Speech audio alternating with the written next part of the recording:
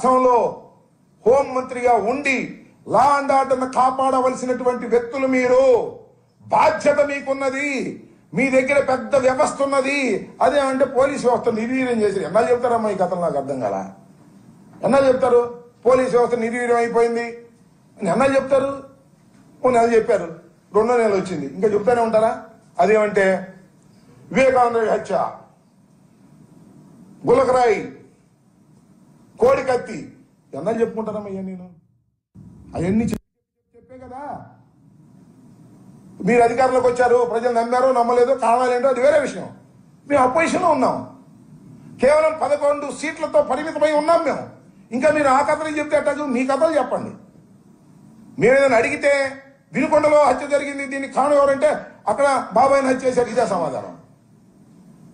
మొచ్చుమరిలో బాలిక యొక్క ఆచూకీనే మీరు చెప్పలేకపోయారు, చివరికి డెడ్ బాడీని కూడా పట్టుకోలేకపోయారంటే ఇంకో కథ మీరు చెప్తారు.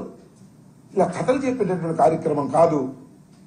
మేము ఓటమి పాలయ్యాం, అధికారంలోకి మీరు వచ్చారు, ఇంకా మమ్మల్నే దూషిస్తూ కాలయాపన చేయటం అనేది సమంజసమైనటువంటి అంశం కాదని ఈ సందర్భంగా నేను మనవి చేస్తున్నాను.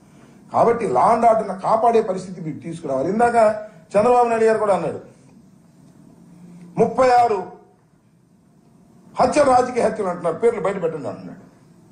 తొందరే లేదు, బయట పెట్టుకుని ఎందుకుంటాం? 36 సంఖ్య చెప్పిన తర్వాత, సుమారుగా 307 కేసులని చెప్పిన తర్వాత, విధ్వంసకరమైన కేసులు చెప్పిన దాని తర్వాత బయట పెట్టుకుని ఉంటామా? తొందర ఎందుకు? సుందరవదన ఢిల్లీ వెళ్తున్నాం కదా, ధర్నా చేస్తున్నాం కదా ఢిల్లీలో, అప్పుడే మొత్తం అన్ని సుప్తగా బయట పెడతాం. హోంమంత్రి అవకాశం ఇస్తే హోంమంత్రి కూడా చెబుతాం. నీకెందుకు చెబుతాం? ఈ హోంమంత్రి చెబుతాం మేము.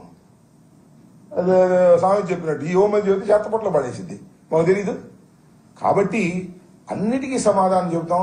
నేను ఒక్కటే మనవి చేస్తున్నా, 5 సంవత్సరాలు మా మీద మీరు ఆరోపణలు చేశారు.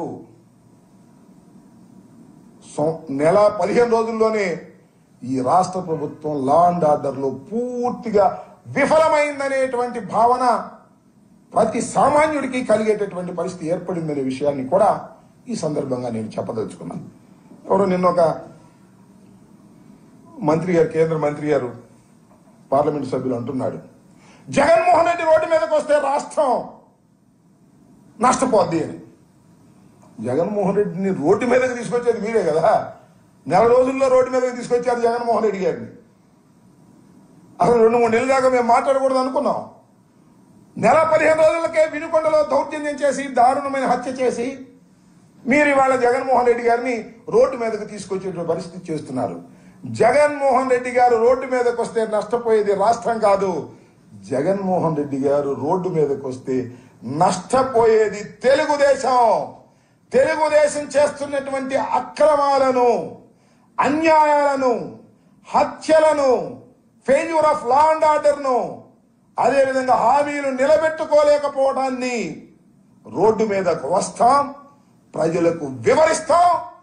జగన్మోహన్ రెడ్డి కదిలితే ప్రభంజనం అవుతుంది మీరు చేసే చేష్టల వల్ల, గుర్తుపెట్టుకోమని మనవి చేస్తున్నా.